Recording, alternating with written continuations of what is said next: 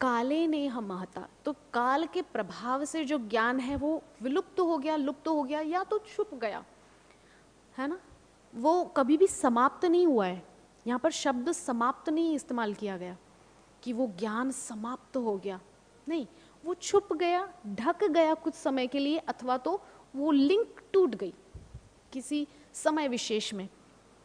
किंतु जैसे ही उसको कोई योग्य, उस ज्ञान को धारण करने के लिए योग्य कोई पात्र मिला, जैसे हम सभी जानते हैं ना, शेरनी का दूध होता है ना, वो सिर्फ सोने के पात्र में टिकता है, ऐसा सुना है। ना तो हम में से किसी में सामर्थ्य शेरनी का दूध निकालने की, हाँ, और ना ही हम जीवन में ऐसा कभी कर सकते हैं।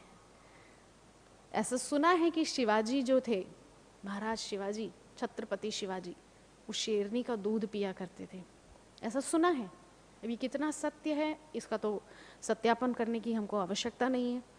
बात ये है कि जो पात्र होता है ना, जो पात्र होता है वो धारण कर सकता है। मान लीजिए एक पात्र है, उसकी क्षमता 1 लीटर की है, मैं उसमें 2 लीटर डालने का कितना ही प्रयास करूं, सफल नहीं होने वाली, है ना। लेकिन अगर कोई पात्र 5 लीटर का है, अगर मैं उसमें 2 लीटर डालूं तो वो जाएगा। इनफैक्ट उसकी जो पात्रता है वो तो और ज़्यादा की है, उसमें और ज़्यादा भी जा सकता है ना। इसी प्रकार से जो पात्र होता है उसको ये दिव्य ज्ञान, जो परंपरा प्राप्तम, जो परंपरा से प्राप्त हुआ है, ये ज्ञान पात्र को मिलता है। इसका अर्थ ये है कि वो जब काले नेह महता, काल के प्रभाव से वो विलुप्त हो गया था, अर्थात उस समय योग्य पात्र नहीं थे। उस समय योग्य राजर्षि नहीं थे, योग्य पात्र ही नहीं थे, तो ज्ञान जाएगा किसके पास।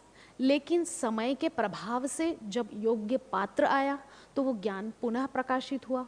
भगवान श्री कृष्ण ने अर्जुन को पात्र पाया और अर्जुन के अंदर वो ज्ञान उड़ेल दिया।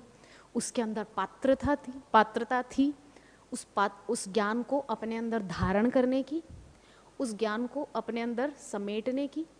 उसने ज्ञान लिया पात्रता होने के कारण, हाँ, पात्र होने के कारण वो ज्ञान उसको मिला, उसके माध्यम से आगे चला, परंपरा से आगे चला, राजर्षियों को मिला, हाँ, परीक्षित जी महाराज को मिला। ऐसे महान भक्त हैं। महाराज परीक्षित कोई साधारण व्यक्ति नहीं है, जिसने अपनी मातृगर्भ में भगवान का दर्शन, ऐसा पूरे सृष्टि में आज तक